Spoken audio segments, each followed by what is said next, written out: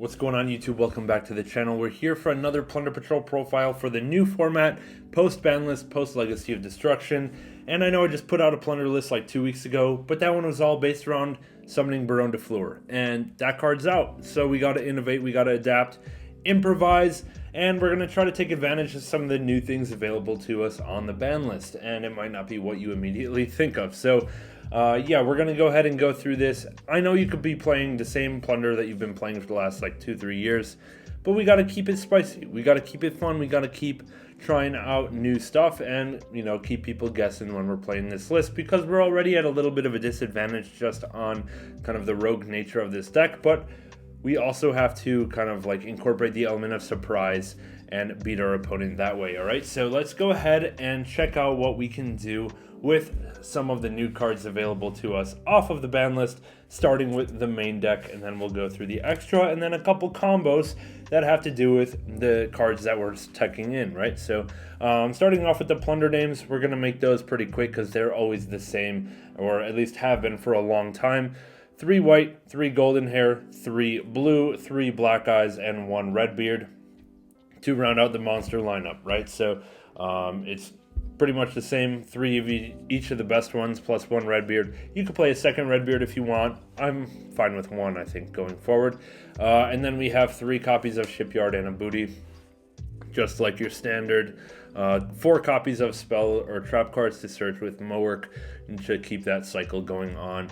I think it's important to play 4 just for Mowork to always have something valuable to search. Okay, so that rounds out the Plunder cards. That's 17 cards. Gotta have at least 17 for the ammo. Always have ammo for your ships, right? Moving on to the next engine is going to be Adventure. Now, I think Adventure is a little bit nice now because of the loss of Omni Negates that Konami's been implementing with the ban list. Baronne's out.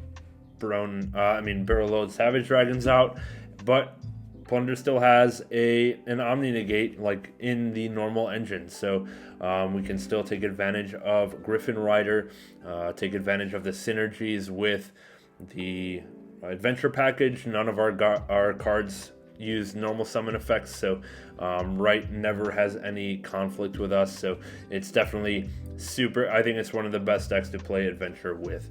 Alright, on to the next little package. This is something that's new, something I've never tried before, but something I definitely want to use to spice the deck up, and that's going to be 3 copies of Speedroid Terror Top plus 1 Take Tomborg. If you're not familiar with these cards do, Terror Top special summons itself if you have no other monsters, kind of like Fenrir, right? And then it can search a level 3 Speedroid, and then Take Tomborg is the one that you would search, and this one can special summon itself if you control another wind monster. So essentially it's 2 level 3s, and you go special Terror Top, search Take Tomborg, summon that, 2 level 3s on the field. You might know where that's going. If not, just wait. The extra deck will reveal it all to you. The rest of the deck is non-engine. I have 12 non-engine slots. We have 3 droplets, 3 imperms, 3 ashes, and 3 nibs. You can play different non-engine if you want. You might consider swapping out these imperms for monster hand traps, so that way when you draw them on turn 2 with Blackbeard drawing your cards, the hand trap will be live. So you could play like Veiler, Mourner, Bell, whatever, instead of the imperms, but I like imperm. It's just better. It's the best one going second, right? So we'll take that all day. And then Droplet has a lot of synergy with our cards. We always have stuff to send and kind of use as droplet cost, which is kind of nice. So I like to play Droplet in this particular deck. But that rounds out the 41 card main deck. Yeah, I'm playing 41. If you want to clean 40, cut 1 non-engine, I guess. And yeah, just roll with this. I think this is going to be, or this is like the standard ratios, plus I'm playing 3 Terror Top, 1 Take Tomborg instead of the normal, probably like normal 3 Fenrir is what I took out, but I like the synergy that Terror Top is going to give us in the extra deck coming on up, and kind of opens up a lot of like really weird plays and stuff your opponent is not going to see coming or know what the heck is going on once you go ahead and use that. All right, so let's go ahead and check out the extra deck now to reveal what the heck the Speedroid cards are going to be doing.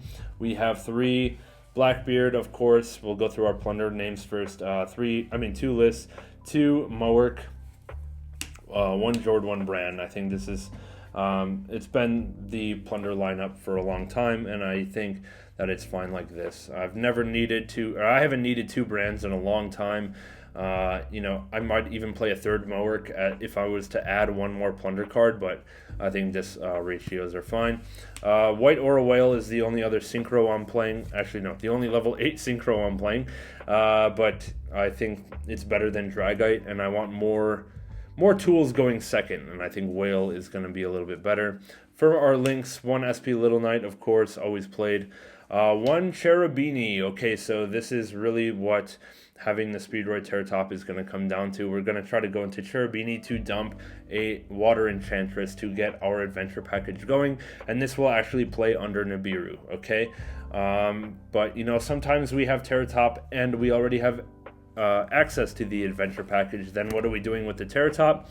We're going to be summoning a Totem Bird, which is a rank 3 win monster, requires 2 level 3 wins, and it's a spell trap negate. So, like, it's not terrible just to have this and just set this up. It'll help you play around Imperm, and then it will also help you just it'll also just help you play into a board, right? If you just go Teratop, Take Tamborg, if they have a board already, just start off right away with Totem Bird, and it'll turn off one of their back rows immediately. So that's kind of nice. Alternatively, you can just go into Totem Bird, attack something they have in defense, and then go for a Zeus. So that's why we're playing a Zeus in here for, you know, just we can go Totem Bird into Zeus, we can go Mowerk into Zeus, hard make the Mowerk if we want.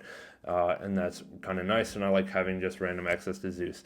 And then the last card in our extra deck is the biggest flex that I can actually provide in my whole collection. It's going to be 1 copy of Black Rose Dragon, right? So basically we have the ability to special summon Teratop, normal summon a level 4 tuner, let's say it's Whitebeard, and then just Synchro into Black Rose, and then we can go Black Rose Chainlink 1 to blow up the board, Whitebeard Chainlink 2 to chain block, summon something out, probably Golden Hair because it's going to get blown up anyway, and then that way we have like an easy board wipe, and it's just something that will come out of nowhere.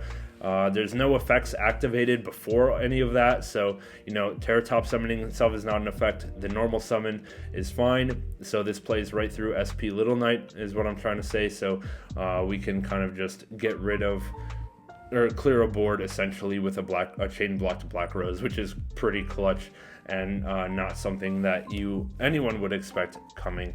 Do I have a lower rarity Black Rose? I think so, but why would I use that in a video? You know what I mean? But anyway, yeah, that wraps up the main deck really quick, or the main and extra. And then if you don't know, like I kind of already explained the combo, but essentially just having Teratop, you'll be able to search Take Tamborg, summon that, and link 2 into Cherubini. Cherubini effect will be able to target itself and dump a Water Enchantress for cost from the deck. And then Water Enchantress will banish itself, search a right, you get a token, and then Fateful will search you the Griffin Rider, and then summoning Griffin Rider is your 5th summon. So you do play around Nibiru using this particular package, which is an interesting little thing. You do play into Droll and Lockbird, unfortunately. So Teratop summon, searches Take Tamborg, you get hit with Droll. That's a little tough, but you can just end on Totem Bird and then go into your Plunder plays. Hopefully you have access to a Blackbeard at least, or a even like a whole Jord play. We'll mostly play around Droll up to the point where you need to activate the Blackbeard, right? So because you can't do that, or we can't activate Blackbeard, but we will end on Blackbeard plus Totem Bird with our opponent having a light token, so immediately in their draw phase we'll be able to go into lists and be able to draw one. So not the worst into Droll, but it's still, or, you know, we'll still have plays. We still won't be left helpless. So yeah, that pretty much wraps it up for me for this particular deck list. Trying to keep it spicy, trying to keep things entertaining. So let me know what you guys think in the comments below. Leave a like, sub to the channel if you want some more Plunder content, because I will always have Plunder content. It's my favorite deck. All right, we'll catch you guys later. Have a good one. Sheesh, that is a pretty card, yo.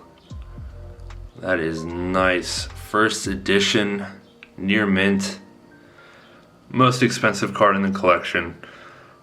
Little bit of flex. If I'm pulling it out, I gotta flex it a little bit on camera. Hope you guys enjoy that. Because I certainly am.